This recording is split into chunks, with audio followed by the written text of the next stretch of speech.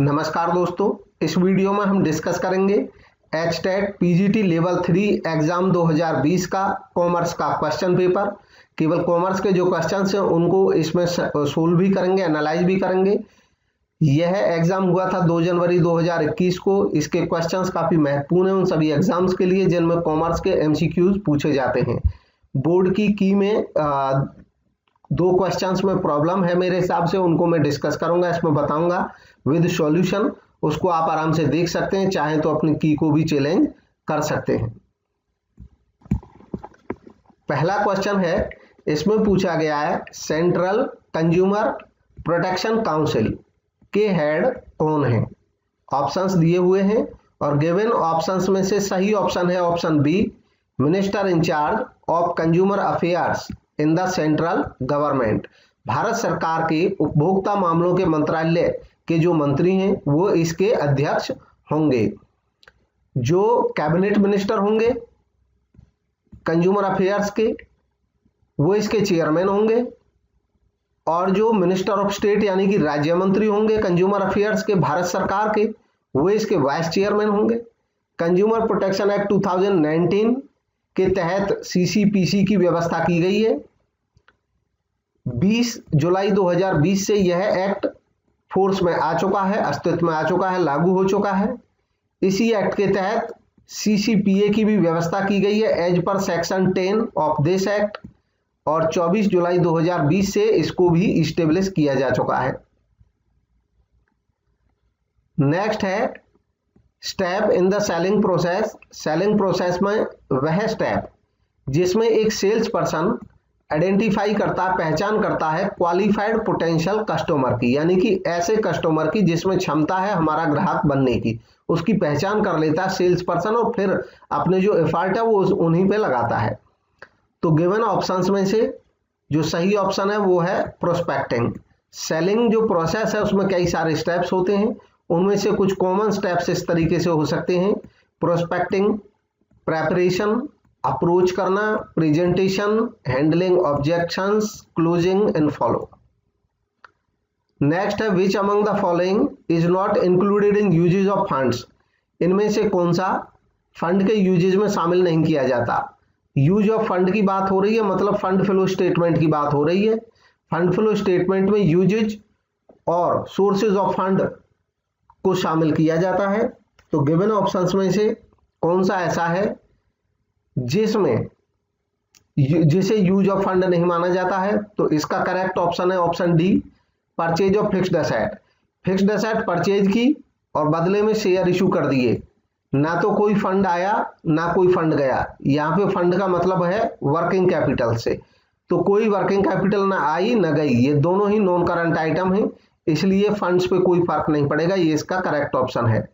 बाकी जो है operating losses, payment of dividend and taxes, non trade payments, इन सभी में किसी ना किसी रूप में फंड में कमी आएगी, हमारी करंट एसेट्स में कमी आएगी, और इस कारण से ये फंड के यूज बन जाएंगे। नेक्स्ट है, यहां से आप डिटेल दे सकते हैं, जो बात मैंने बताई है वही बात यहां पे लिखी भी हुई है, उसको आप यहां से पढ़ सकते हैं पॉज करके। नेक्स्ट है combination of inflation and recession. Inflation और रिसेशन का जो कॉम्बिनेशन है उसको क्या कहा जाता है। तो ये एक सिचुएशन होती है इकोनॉमी में जिसको कहते हैं स्टैगफ्लेशन, जहां पे इन्फ्लेशन और रिसेशन दोनों ही हमको देखने को मिलते हैं। ऐसी सिचुएशन में हम स्टैगफ्लेशन या रिसेशन, इन्फ्लेशन इसको कहते हैं। इसमें इन्फ्लेशन रेट काफी हाई हो जाता है, चीजों की कीमतें बढ़ जाती हैं, लेकिन इकोनॉमिक ग्रोथ रेट स्लो हो जाता है और अनएम्प्लॉयमेंट बढ़ जाता है। नेक्स्ट क्वेश्चन है, ये एक न्यूमेरिकल क्वेश्चन है और इसमें जो बोर्ड की थी उसमें शायद गलत आंसर दिया है। जो मेरा आंसर है उसका मैंने कैलकुलेशन करके दिखाया है, आप यहां से उसको देख लेंगे। क्वेश्चन में कहा गया है कि यह एस्टिमेट लगाया गया कि किसी प्रोडक्ट की 1 यूनिट को प्रोड्यूस करने में 5 kg मटेरियल कंज्यूम होता है। तो ये स्टैंडर्ड यूसेज है, इसका स्टैंडर्ड प्राइस दिया है 151 रुपये 50 पैसा। फिर आगे एक्चुअल में बताया कि एक्चुअल में अक्टूबर में 7000 kg मटेरियल यूज हुआ, जिसका रेट था 1 रुपये 60 पैसे पर केजी, और इससे हमने 1500 यूनिट्स वाई की प्रोड्यूस की। कैलकुलेट करना है material cost variance, material price variance और मटेरियल यूसेज वेरिएंस।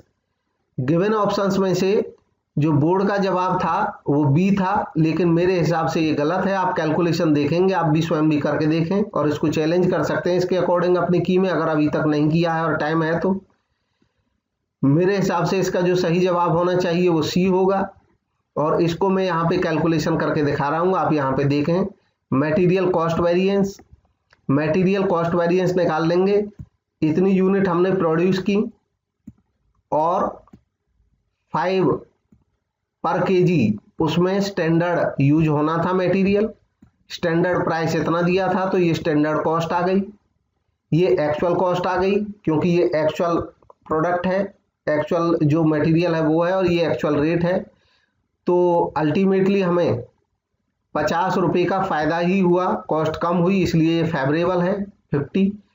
ऐसे ही मटेरियल प्राइस ये मटेरियल प्राइस वेरिएंस निकाला, तो इसमें standard price minus actual price, standard 150 था, एक्चुअल 160 रहा, इनटू एक्चुअल क्वांटिटी 7000 केजी रही, तो 700। ये नुकसान हो गया क्योंकि इसमें दिख रहा है कि हमें प्राइस महंगा पड़ गया, एक्चुअल में हम कम सस्ता सोचे थे, तो ये एडवर्स है हमारे लिए, विपरीत है, 700 का लॉस हुआ। फिर material usage variance, standard quantity हमने सोचा था कि 1 केजी में 1 यूनिट में 5 केजी लगती है, तो 1500 यूनिट हमने बनाई तो 7500 लगनी चाहिए थी, लेकिन एक्चुअल में क्वांटिटी लगी 7000, तो 500 कम लगी, तो ये हमारे हित की बात है, बेनिफिट की है, और स्टैंडर्ड प्राइस से उसको मल्टीप्लाई किया तो 750 फेवरेबल आ गया। और इस तरीके से इसका जो सही जवाब है वो ये आता है, ऑप्शन सी। आप ये वाली कैलकुलेशन भेज सकते हैं और चैलेंज कर सकते हैं। नेक्स्ट है adjusting prices continuously to meet the characteristics and need of individual customers and situations. इसमें साफ साफ इसके सेंटेंस से ही पता चल रहा है, ये कह रहे हैं कि वैसे प्राइसिंग सिस्टम की बात हो रही है जिसमें प्राइसेस को एडजस्ट करते रहते हैं, लगातार उसको एडजस्ट करते रहते हैं इंडिविजुअल कस्टमर्स की सिचुएशंस के मुताबिक और उनकी नीड के मुताबिक। तो इस तरह का प्राइसिंग जब अपनाया जाता है तो उसको कहते हैं डायनामिक प्राइसिंग। डायनामिक प्राइसिंग का मतलब होता है adjusting prices continuously to meet the characteristic and need of individual customer and situations. Next है वेज रेट दिया है 30 पर आवर, स्टैंडर्ड टाइम है 6 आवर, एक्चुअल टाइम दिया है 4 आवर।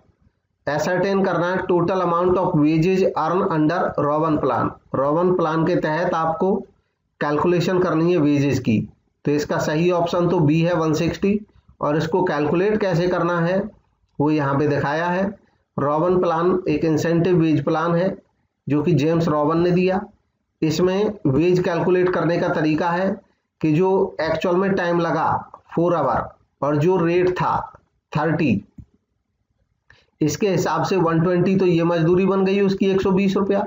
फिर आगे कहा है कि जितना समय उसने बचा लिया, तो क्योंकि 6 घंटे मिले थे उसको काम के लिए लेकिन उसने 4 में ही कर लिया, तो 2 घंटे उसने बचा लिए, तो 2/6 जितना उसने बचा लिया, बचाया गया समय, और इनटू जो उसकी एक्चुअल मजदूरी यहाँ के हिसाब से बन गई थी 120, उसका बचाए हुए समय की मजदूरी भी मिल जाएगी। तो 120 तो इसलिए मिलेगी, और ये इसको बोनस के तौर पे मिलेगी, जितना समय बचा दिया उसका ये बोनस हो गया 40, टोटल 160।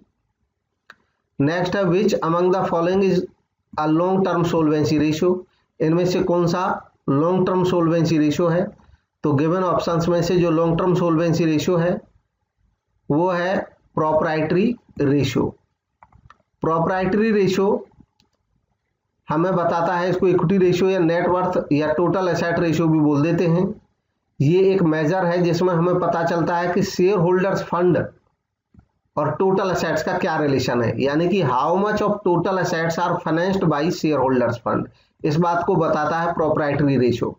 जो टोटल एसेट होती हैं वो या तो हम कैपिटल से खरीदते हैं यानी कि मालिकों के पैसे से, या डेट से खरीदते हैं यानी कि लोन के पैसे से।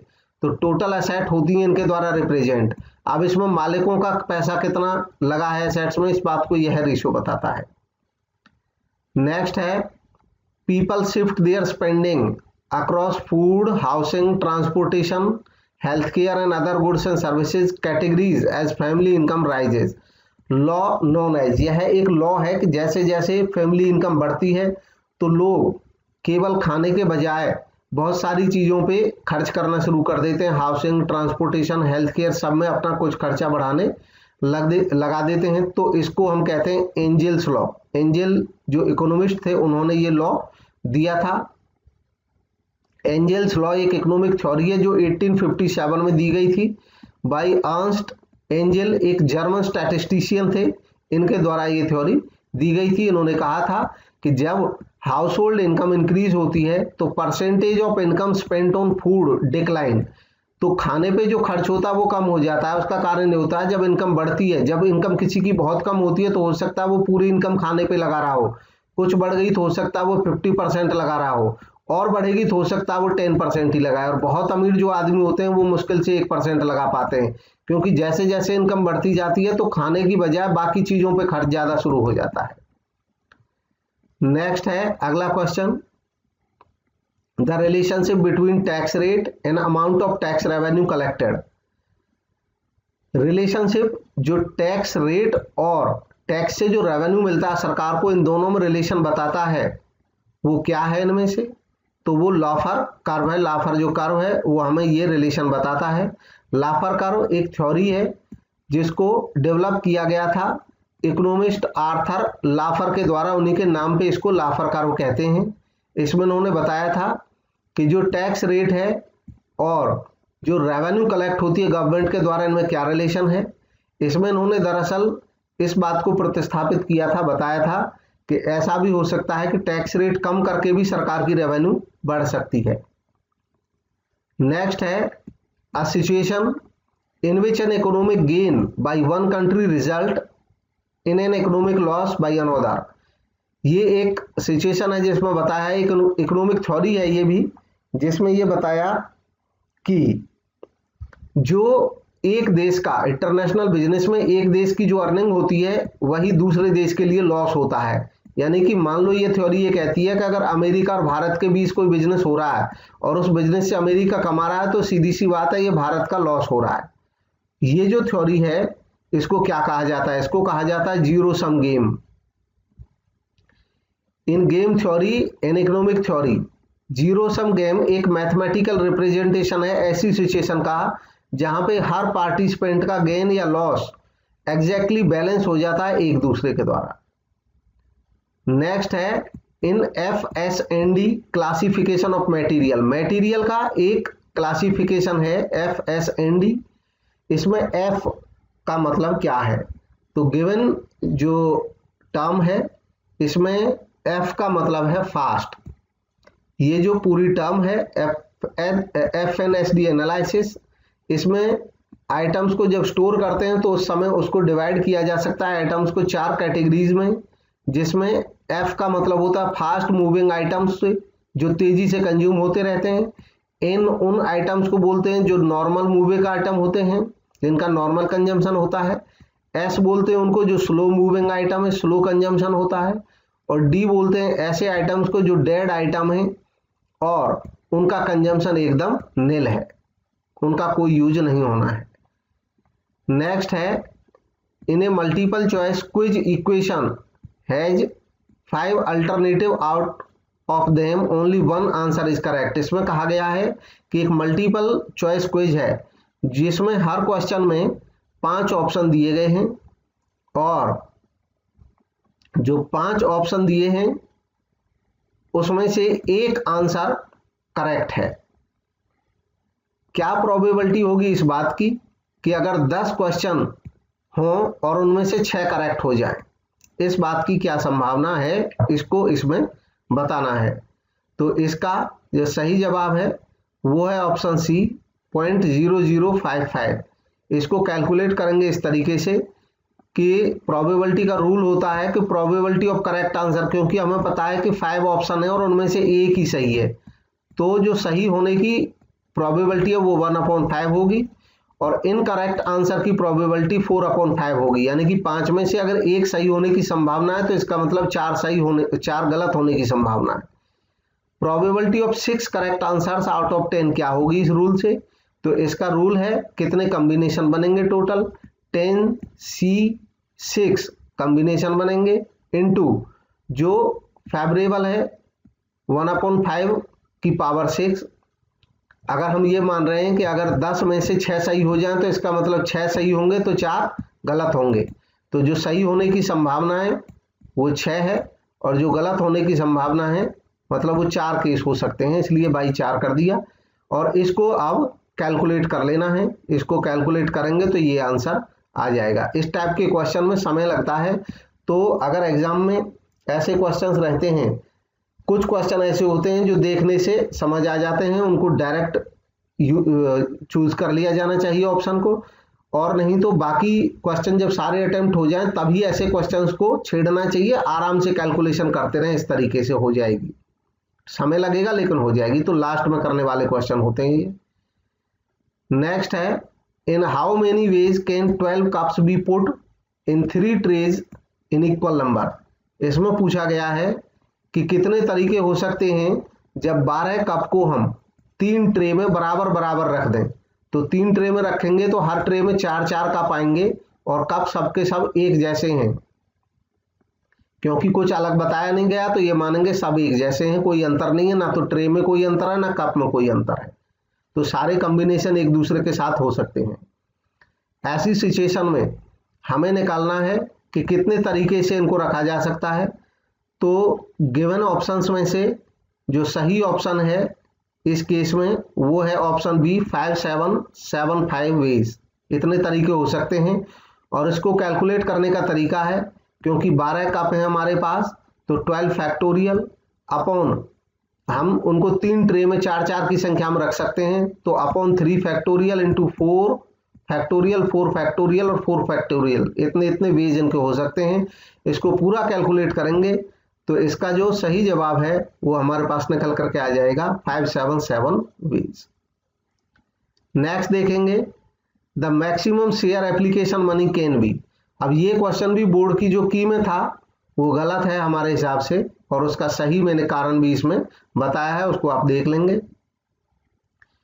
इसमें बोर्ड की में जो आंसर दिया है उन्होंने वो दिया है maximum share application money can be a 5%, जबकि ये आंसर होना चाहिए डी हमारे हिसाब से फुल इशू प्राइस। साधारण सी बात है कि शेयर एप्लीकेशन मनी ज्यादा से ज्यादा कितना मंगा सकते हैं, तो आपको पता है कि लंप सम भी इशू होता है तो पूरा का पूरा पैसा हम मंगा सकते हैं, इसलिए ये इसका सही ऑप्शन होगा। 5% कंडीशन होती है मिनिमम के केस में, और इसमें भी एक पेज होता है वो मैंने यहाँ पे लिख दिया है। एक कंपनी कॉल कर सकती है सारा का सारा एप्लीकेशन पे। सेबी के अकॉर्डिंग, सेबी की जो गाइडलाइंस हैं वो कहती हैं कि एप्लीकेशन पे न्यूनतम राशि 25% होनी चाहिए, और कंपनीज एक्ट 2013 कहता है कि जो न्यूनतम राशि है वो 5% से कम नहीं होनी चाहिए।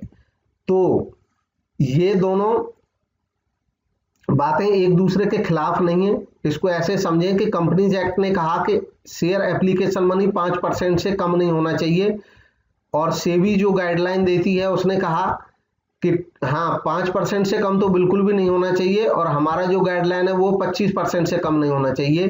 तो जब कोई कंपनी इसको फॉलो करेगी सेबी की गाइडलाइंस को, तो नेचुरली ये भी फॉलो हो जाएगा, यानी कि 5% से कम तो हो ही नहीं सकता है। नेक्स्ट है अगला क्वेश्चन, इसमें एक्स एक माइनर है और वो मिस रिप्रेजेंट करता है कि वो एक मेजर है। वाई को कहता है कि मैं मेजर हूं, मतलब मेरी उम्र 18 साल से कम है, वो ऐसा गलत जानकारी दे देता है वाई को, और इस तरीके से वो एक कॉन्ट्रैक्ट कर लेता है वाई के साथ एक्स। तो अब एक्स यहाँ पे क्या होगा, उस कॉन्ट्रैक्ट के प्रति लायबल होगा या नॉट लायबल होगा या लायबल टू पे कंपनसेशन होगा या क्या होगा। तो गिवन ऑप्शंस में से जो सही ऑप्शन है वो है option B, not liable on the contract. अब बात क्या है कि चाहे उसने बेशक छुपाई है, जो नाबालिग था, जो बच्चा था, उसने बात छुपाई है, लेकिन according to section 11 of Indian contract act 1872 एक माइनर को कॉन्ट्रैक्ट नहीं कर सकता, एक माइनर कॉन्ट्रैक्ट कर ही नहीं सकता है। तो उसने जो कॉन्ट्रैक्ट किया, चाहे पहचान छुपा के करे चाहे पहचान बता के करे, वो कॉन्ट्रैक्ट अपने आप में नल और वॉइड है। इंडियन मेजॉरिटी एक्ट 1875 के मुताबिक इंडिया में जो मेजॉरिटी की एज है वो 18 वर्ष है।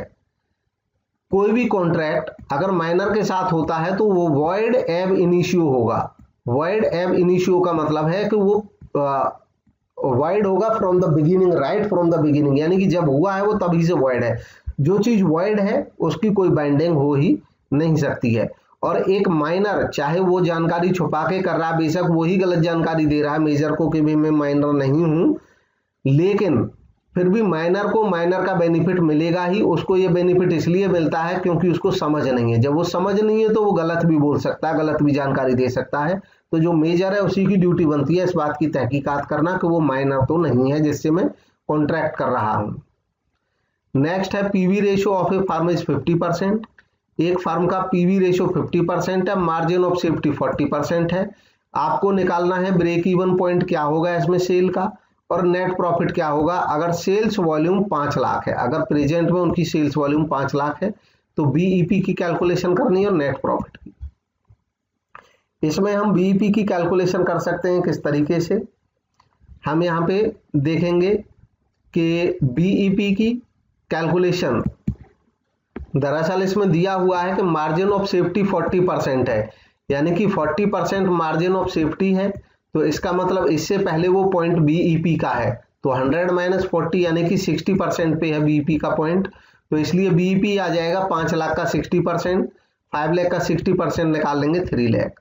और इसमें प्रॉफिट मार्जिन, प्रॉफिट उन्होंने पूछा है तो उसको निकालने का तरीका है पीवी रेशो इंटू MOS यहाँ पे निकाल लेंगे।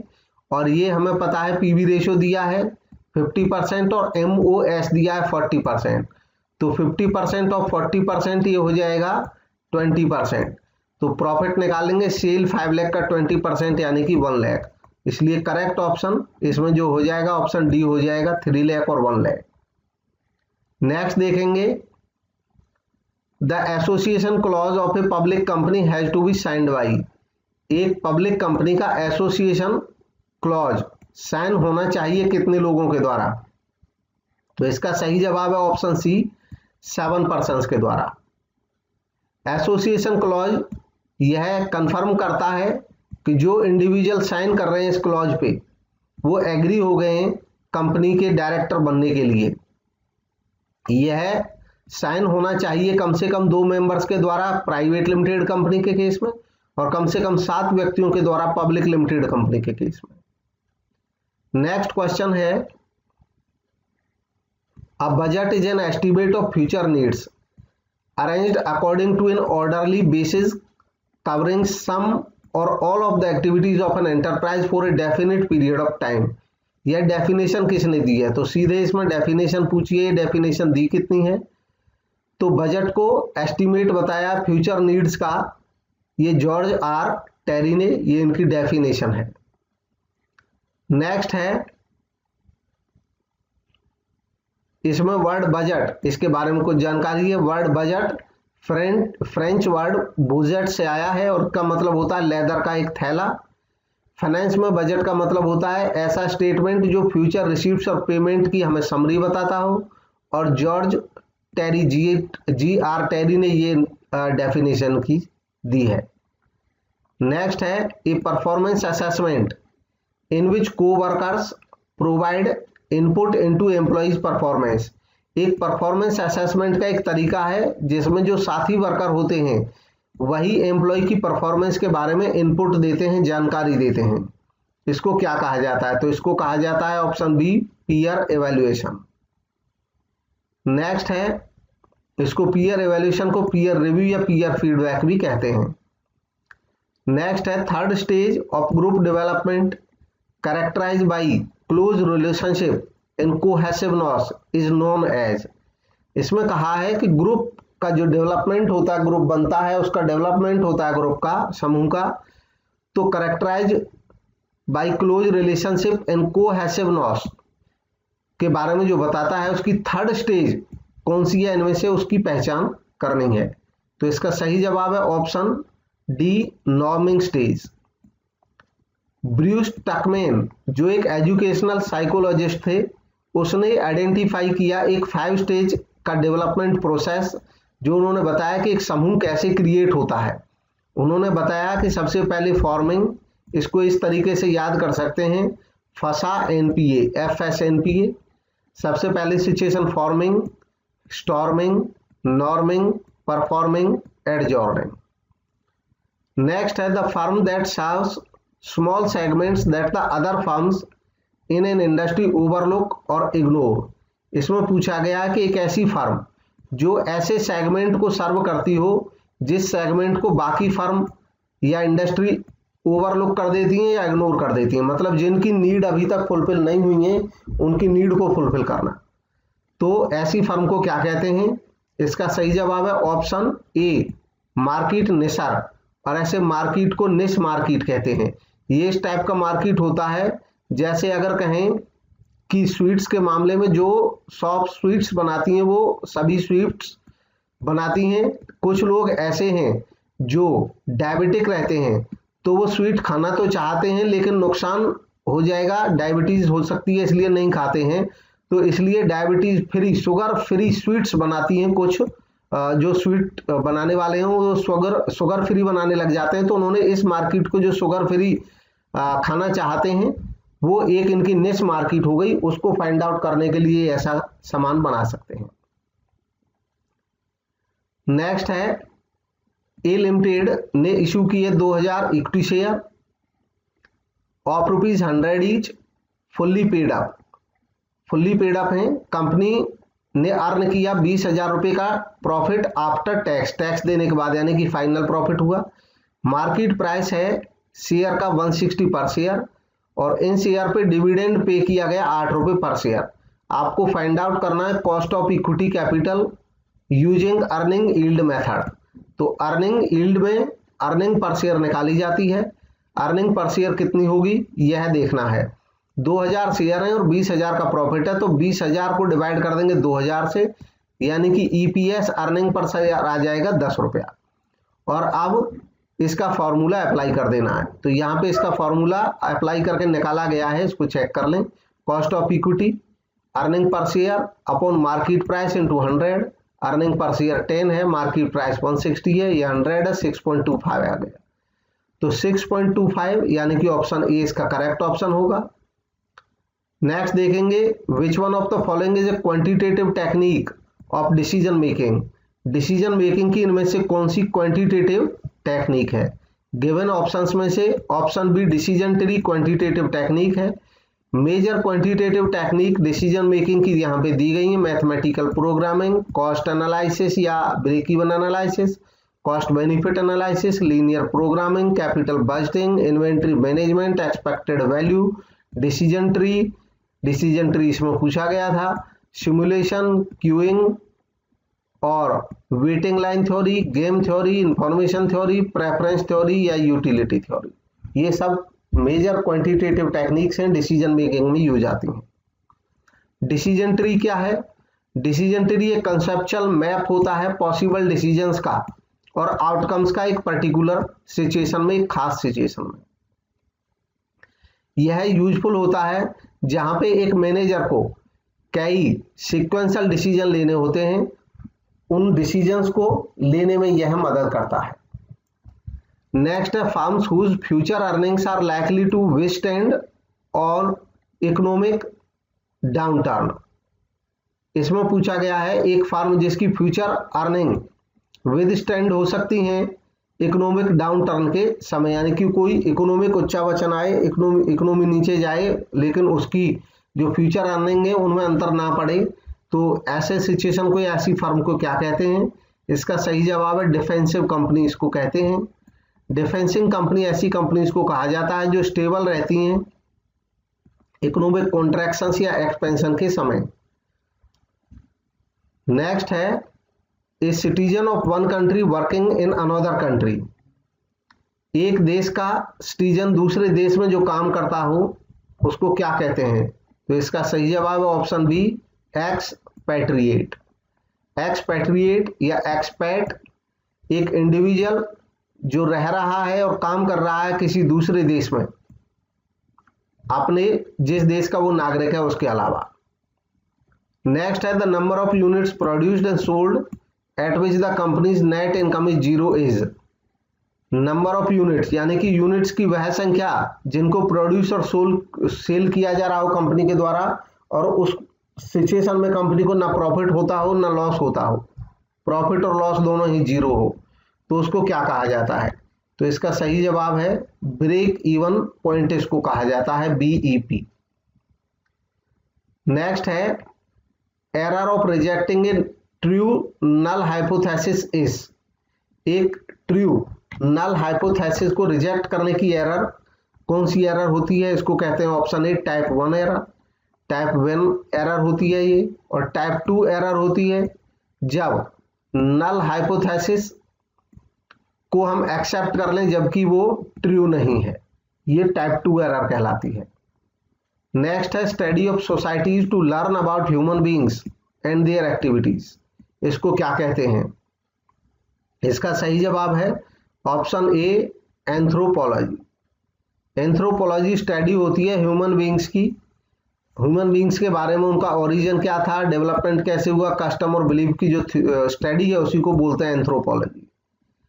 नेक्स्ट है those needs that are satisfied externally such as physiological and safety needs, इसमें कहा गया है कि वैसी नीड व्यक्ति की जो बाहरी तरीके से सेटिस्फाई हो सकती हैं, जैसे कि फिजियोलॉजिकल और सेफ्टी नीड्स, इनको कौन सी नीड कहा जाता है?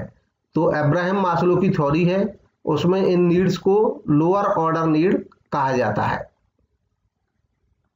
मास्लो की जो नीड हायरार्की थ्योरी है, उन्होंने 5 तरीके की नीड बताई हैं, उसमें उन्होंने नीड की एक हायरार्की बताई है कि शुरुआती जो नीड होती है वो लोअर ऑर्डर की नीड होती है, इनमें रोटी कपड़ा मकान बेसिक नीड होती हैं, और उसके बाद वाली जो नीड होती है वो हायर नीड कहलाती है।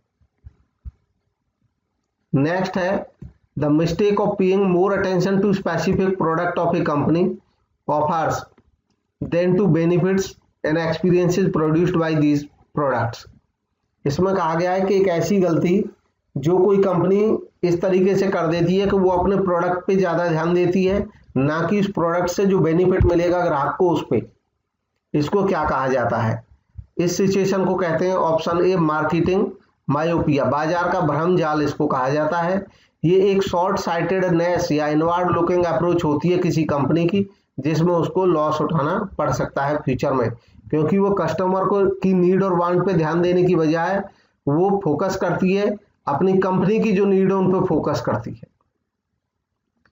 नेक्स्ट है product life cycle stage, PLC stage, in which a product sale start climbing quickly, जिसमें एक प्रोडक्ट की सेल तेजी से बढ़ने लग जाए, उसको क्या कहा जाता है? तो गिवन ऑप्शंस में से जो सही ऑप्शन है वो है ग्रोथ स्टेज।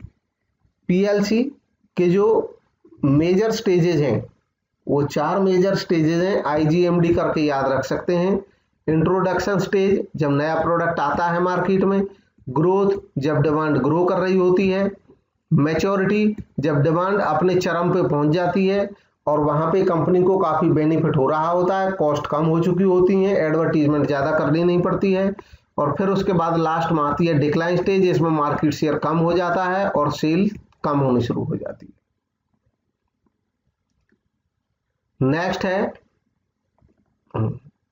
नेक्स्ट है stocking the product in as many as outlets as possible.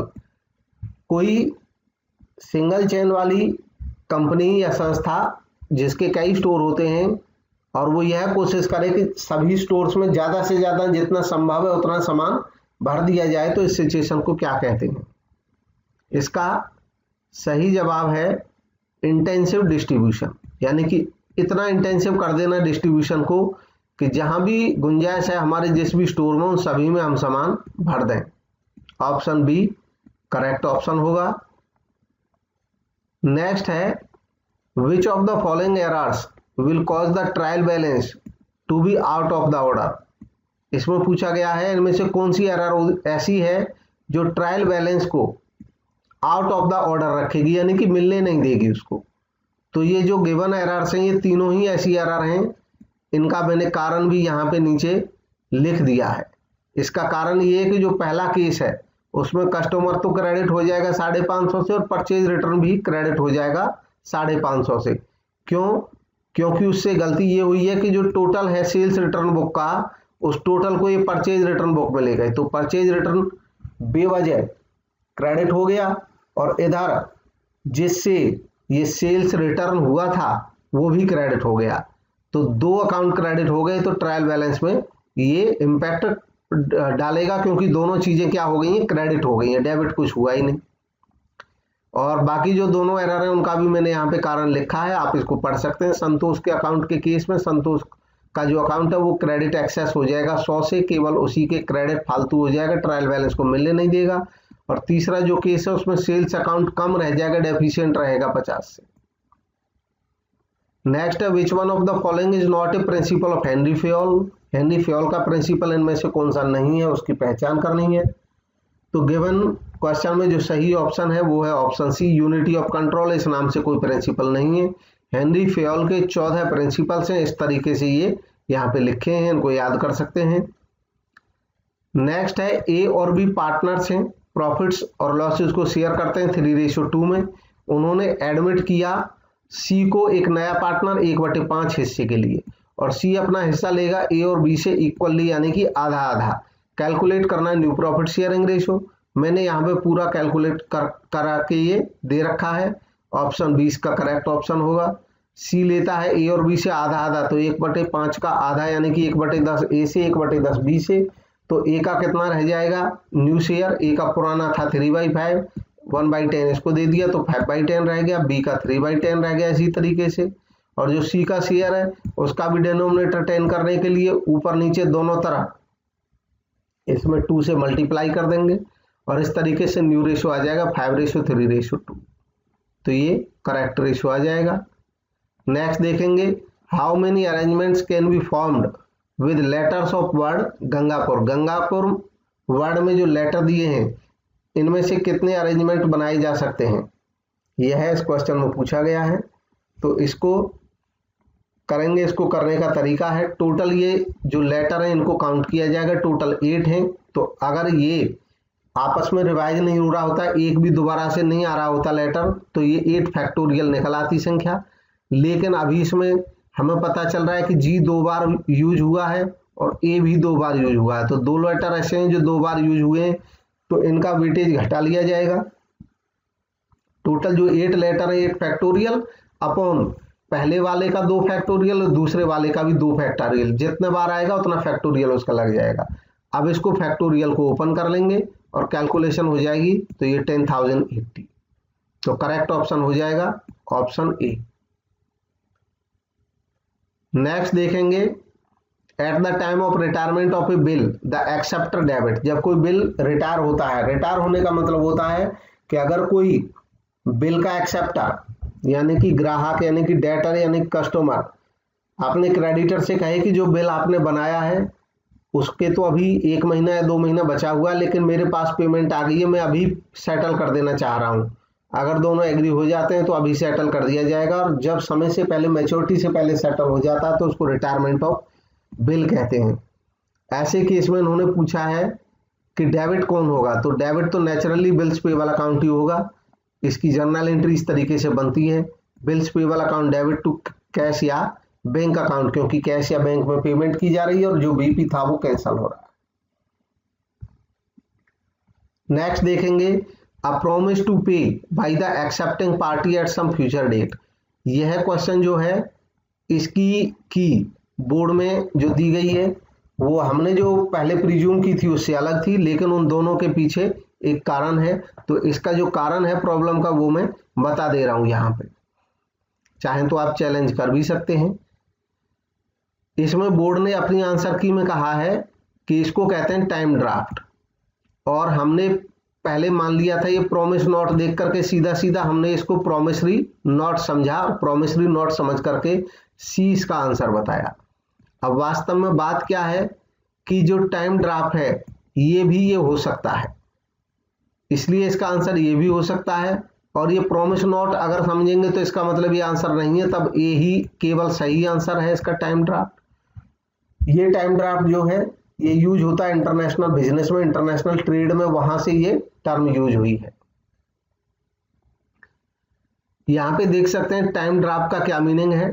Time draft एक ऐसा डॉक्यूमेंट है जो इस बात का सबूत होता है कि जो सामान मंगा रहा है दूसरे देश से, यानी कि जो इंपोर्टर है उसने अपनी तरफ से एक्सपोर्टर को टाइम ड्राफ्ट भेज दिया है। टाइम ड्राफ्ट भेजने का मतलब है अपनी एक्सेप्टेंस भेज दी है कि जब मेरे पे सामान आ जाएगा तो मैं हर हाल में आपके पैसे दे दूंगा। तो ये भी एक बिल ऑफ एक्सचेंज की तरह ही होता है इंटरनेशनल बिजनेस में, और इसको टाइम ड्राफ्ट में भी एक्सेप्टेंस आती है उसकी, तभी ये टाइम ड्राफ्ट का रूप लेता है। तो इसलिए इसका जवाब बोर्ड ने इसको सही माना है टाइम ड्राफ्ट को। हम पहले इसको सोच रहे थे प्रोमिसरी नोट, तो अगर प्रोमिसरी नोट इसको मान लें तब ये भी हो सकता है आंसर, और अगर प्रोमिसरी नोट नहीं माने, हम ये माने कि उन्होंने जो लिखा है कि वो गलती से कुछ और लिख दिया है, तब इसका आंसर टाइम ड्राफ्ट ही रहेगा। नेक्स्ट है कैलकुलेट हार्मोनिक मीन। तो हार्मोनिक मीन कैलकुलेट करना था, तो ये काफी थोड़ा लंबा कैलकुलेशन है, टिपिकल काम है, लेकिन ऐसे देखने में सिंपल दिखता है कि इनका केवल हार्मोनिक मीन तो निकालना है हमें 10, 15, 20 और 25 का, चार का। तो इन चारों का हार्मोनिक मीन जब निकालेंगे तो ये आ जाएगा। इसका तरीका होता है कि ये चार नंबर है हमारे पास संख्याओं का, हार्मोनिक मीन निकालेंगे, उसका फॉर्मूला है n नंबर जो है, और अपॉन कर देते हैं 1/x1, x2, x3, x4 up to xn जितने भी होंगे। तो इस सिचुएशन को जब कैलकुलेट करेंगे, चार नंबर हैं, टोटल चार संख्याएं हमें जो दी हुई हैं 1, 2, 3, 4, और ये 10, 15, 20, 25 आ जाएंगे। 1/10, 1/10, 1/15, 1/20, 1/25, इनका एलसीएम लिया तो पूरा कैलकुलेशन करेंगे तो यह इसका आंसर आ जाता है 15.588। तो इसलिए इसका सही जवाब आ जाएगा ऑप्शन बी 15.58। नेक्स्ट देखेंगे 131, an unauthorised and illegal strike that occurs during terms of an existing contract. अगर एग्जिस्टिंग में कॉन्ट्रैक्ट है और उसके बावजूद कोई स्ट्राइक इस तरीके से हो जाती है तो उसको क्या कहते हैं? इसके लिए एक टर्म यूज होती है wild cat strike. Wild cat strike ऐसी स्ट्राइक होती है जिसमें काम रोक दिया जाता है एम्प्लॉइज के द्वारा, और अपनी रेस्पेक्टिव जो यूनियंस होती हैं उनकी बिना सहमति के ही। नेक्स्ट है enhancing jobs by giving employees more opportunity to plan and control their work. Job enhance करना, एम्प्लॉइज को अपॉर्चुनिटी दे करके कि वो प्लान कर सकें और वो कंट्रोल कर सकें अपने काम को, इसको क्या कहते हैं? इसको कहा जाता है जॉब एनरिचमेंट। नेक्स्ट है एक फाइनेंशियल प्रोटेक्शन प्लान जो एग्जीक्यूटिव्स को दिया जाता है उस केस में जब उनको ऑर्गेनाइजेशन से निकाला जा रहा हो, इसको क्या कहते हैं? इसका सही जवाब है गोल्डन पैराशूट। ये उन केसेस में यूज किया जाता है जब किसी एक फर्म को कोई दूसरी फर्म एक्वायर कर ले, और इसलिए जो एक्वायरी फर्म है उसके एम्प्लॉइज को, एग्जीक्यूटिव्स को मान लो निकाला जाए संस्था से, तो ऐसे समय उनको टर्मिनेशन बेनिफिट दिए जाते हैं, इसी को गोल्डन पैराशूट कहते हैं। नेक्स्ट है एक contingency theory that focuses on followers readiness. कई कंटिजेंसी थ्योरीज हैं, इसमें उन्होंने पूछा है उस कंटिजेंसी थ्योरी के बारे में जो फॉलोअर्स की रेडीनेस पे फोकस करती है। तो इसको कहा जाता है ऑप्शन ए situational leadership theory. Situational leadership theory जो है हर्शे एंड ब्लैंचार्ड ने दी है। इन्होंने अपनी थ्योरी में बताया है कि जब जो वर्कर्स होते हैं, एम्प्लॉइज होते हैं, उनकी रेडीनेस के अकॉर्डिंग लीडर को एक्ट करना होता है। अगर उसके एम्प्लॉइज काफ़ी रेडी हैं तो उसी हिसाब से लीडर भी अपनी पोजीशन तय करता है। नेक्स्ट है विच one of the following is not an assumption of monopoly market. इनमें से मोनोपोली मार्केट की एजम्पशन कौन सी नहीं है? मोनोपोली आप जानते हैं, मोनोपोली मार्केट ऐसी होती है कि जब हमारे जैसा सामान और कोई दूसरा बनाता ही नहीं है, और इसलिए हमारी मर्जी है कि हम जितना मर्जी रेट पे बेचें। तो इस केस में हमें बताना कौन सी एजम्पशन नहीं है, तो ऑप्शन जो डी है वो इसका ऑप्शन नहीं है, वो इसकी एजम्पशन नहीं है, क्योंकि इसका जो प्रोडक्ट होता है उसका कोई क्लोज सब्स्टिट्यूट नहीं होता है। अगर क्लोज सब्स्टिट्यूट हो गया तो फिर ये मोनोपोली नहीं रहेगा। नेक्स्ट है a process of correcting errors using past routine in present policies is. इसका जो सही जवाब है ऑप्शन बी ही इसका सही जवाब होगा। इसका बोर्ड का आंसर सही है, लेकिन हमने जो अपनी आंसर की दिखाई थी उसमें इसका आंसर हमने गलत बता दिया था, डबल लूप, लेकिन डबल लूप नहीं है, ये सिंगल लूप है। सिंगल लूप ये दरअसल लर्निंग की थ्योरीज हैं, सिंगल लूप लर्निंग और double loop learning. Single loop learning कहा जाता है ऐसी लर्निंग को जिसमें एरर्स को, अपनी एरर्स को करेक्ट किया जाता है बिना किसी क्वेश्चन किए। मतलब जो कुछ पास्ट में हुआ और हमें पता चला ये गलत है तो हम कोई क्वेश्चन नहीं सोचते हैं, बस अपने आप को हम चेंज करने की कोशिश करते हैं। जबकि डबल लूप लर्निंग ये ढूंढती है कि एरर क्या थी, ये क्वेश्चन क्रिएट करती है, जो एजम्पशंस अंडरलाइन होती हैं उनके बारे में सोचती है और तब उसके बाद ये उसको करेक्शन करने के बारे में काम होता है। नेक्स्ट है the difference between GNP gross national product and net national product equals to, ये किसके बराबर होता है इनका डिफरेंस, जीएनपी और एनएनपी का। तो ग्रॉस और नेट में जो अंतर होगा वो हमेशा डेप्रिसिएशन का अंतर होगा। ऑप्शन बी इसका करेक्ट ऑप्शन हो जाएगा। Which is the central bank of India, Bharat का केंद्रीय बैंक कौन सा है? तो ये बहुत सामान्य क्वेश्चन है। रिजर्व बैंक ऑफ इंडिया हमारा केंद्रीय बैंक है भारत का। नेक्स्ट है unsecured short term corporate debt that is characterized by a single payment at maturity is called. एक unsecured short term corporate debt, corporate यानी कि जो कंपनीज होती हैं उनके द्वारा ये यूज किया जाता है, शॉर्ट टर्म होता है, अनसिक्योर्ड होता है, मैच्योरिटी पे सिंगल पेमेंट इसकी हो जाती है, एक ही बार में पैसा चुका दिया जाता है। इसको कहते हैं ऑप्शन ए कॉमर्शियल पेपर। ये मनी मार्केट का एक इंस्ट्रूमेंट है। नेक्स्ट है ये कमर्शियल पेपर जो है अनसिक्योर्ड है, शॉर्ट टर्म है और इंडिया में यूज किया जाता है शॉर्ट टर्म फाइनेंसिंग के लिए, जैसे payroll, account payable, inventory, meeting, other short term liabilities को मीट करने के लिए मनी मार्केट का इंस्ट्रूमेंट है। नेक्स्ट है which of the following is not a big five factor. ये एक थ्योरी है जिसको बिग फाइव या फाइव फैक्टर मोड या बिग फाइव पर्सनालिटी ट्रेट्स या ओशियान नाम से भी इसको जाना जाता है। ये ओशियान दरअसल 4 वर्ड हैं उनसे मिलकर बना है, डेवलप की है ये थ्योरी रॉबर्ट मैक्रे एंड पॉल ने। यहाँ पे ओ का मतलब ओपननेस, कंसाइंशियसनेस, एक्स्ट्रावर्जन, एग्रीएबलनेस और न्यूरोटिसिज्म। अब ये जो 5 हैं ये उन्होंने बताया कि पर्सनैलिटी ट्रेट में ये 5 चीजें शामिल हो सकती हैं। पर्सनैलिटी ट्रेट होता है कि किसी व्यक्ति की व्यक्तिगत जो विशेषताएं होती हैं तो वो इन प्रकार का, इन टाइप्स का हो सकता है। वो ओपन हो सकता है, खुला, वो कंसेंससनेस हो सकता है यानी कि हर चीज को काफी सोचने वाला हो सकता है सिचुएशन को, एक्स्ट्रावर्सन हो सकता है, वो एक्सट्रोवर्ट हो सकता है, वो एग्रीएबलनेस हो सकता है यानी कि कोई ये एग्रीएबलनेस का मतलब होता है कि हर सिचुएशन में वो बाकी लोगों से एग्री करने की कोशिश करते हैं, व्यवधान नहीं पहुंचाते हैं, और न्यूरोटिसिज्म यानी कि वो सेल्फ मॉनिटर करने वाले होते हैं। तो इस तरीके से इसमें जो सही जवाब है, उन्होंने पूछा था कौन सा नहीं है बिग 5 फैक्टर में, वह इसमें चेक करके बताना था। वो दरअसल ये न्यूरोटिसिज्म का मतलब होता है इमोशनल स्टेबिलिटी। तो इसका जो सही जवाब है सेल्फ मॉनिटरिंग, ये नहीं है, इसका ध्यान रखें, ये इसमें सही जवाब है, बाकी जो तीनों हैं वो आ जाते हैं। नेक्स्ट देखेंगे retailer that buys at less than regular wholesale price and sells at less than retail.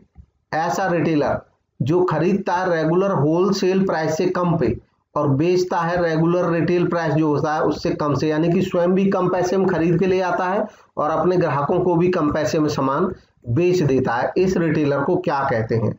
तो ऐसे रिटेलर को कहा जाता है ऑफ प्राइस रिटेलर। दरअसल आज की डेट में जो मल्टीपल शॉप की चेन्स होती हैं वो इसी टाइप की होती हैं, क्योंकि वो काफी बड़ी मात्रा में खरीदती हैं। होलसेलर से भी काफी बड़े ये रिटेलर होते हैं।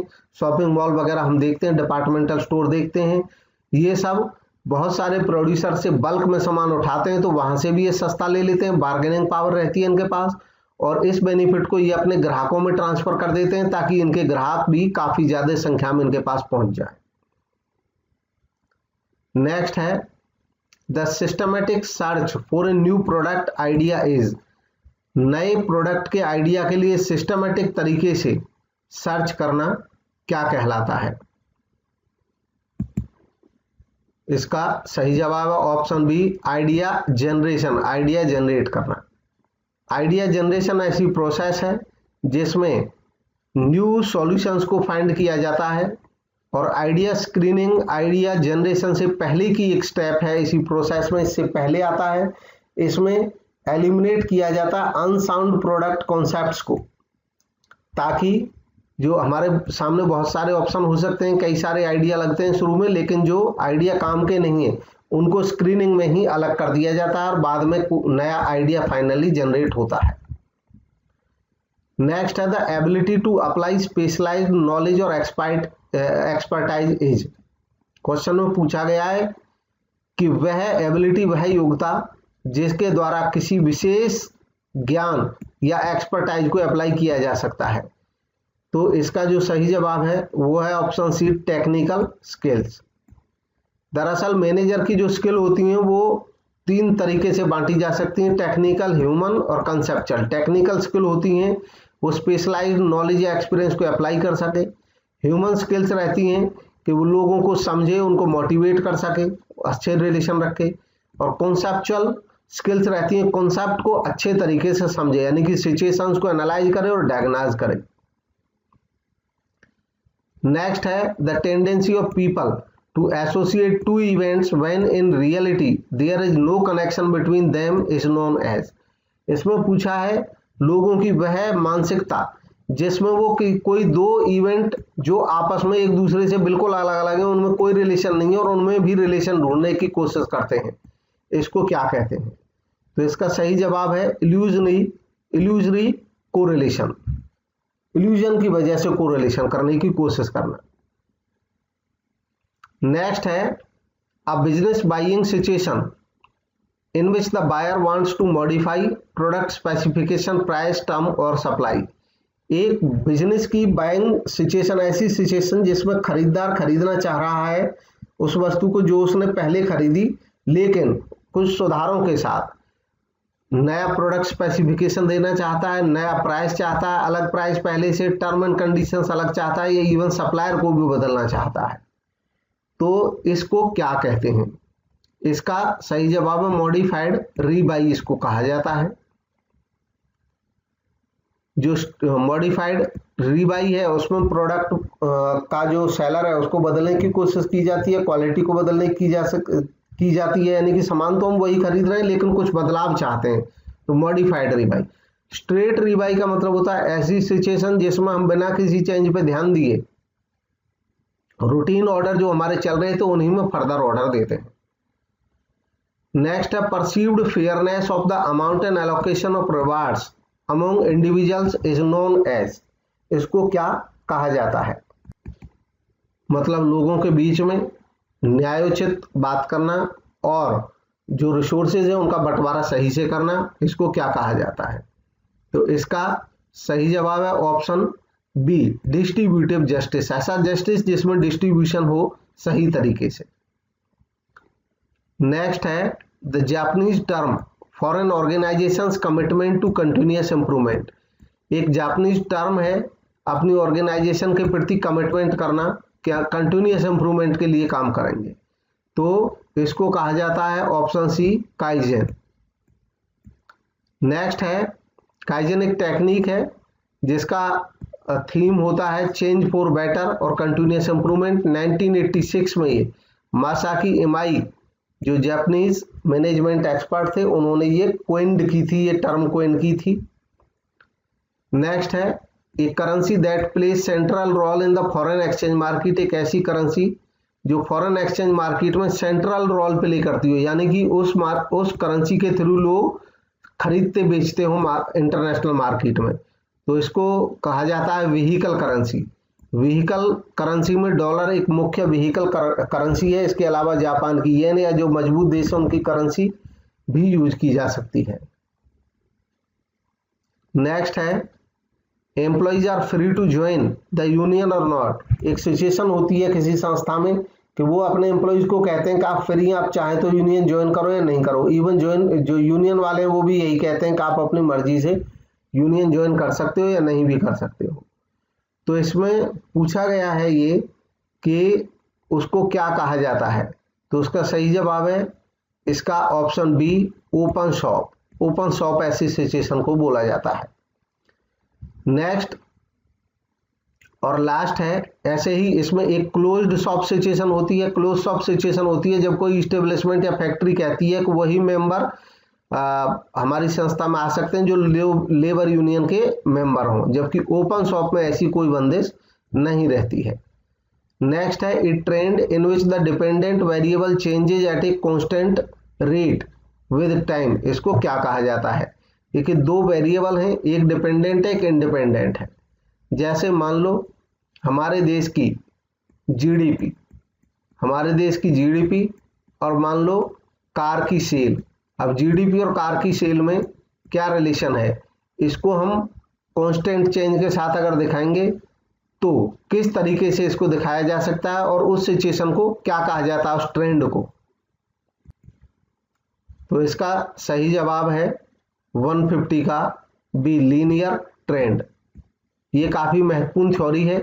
इसके माध्यम से जो सेलर होते हैं, जो प्रोड्यूसर होते हैं, वो ये लगा लेते हैं मार्केट का आइडिया देख करके कि उनको कितना प्रोडक्शन बढ़ाना चाहिए, आगे कितना प्रोडक्शन हो सकता है। तो ये था 2020 पीजीटी कॉमर्स पेपर का फुल एनालिसिस। हो सकता है किसी क्वेश्चन में कोई क्वेरी या डाउट रह जाए तो कमेंट के माध्यम से पूछें और मैं जल्दी से जल्दी उसका जवाब देने की कोशिश करूंगा। Thank you for watching.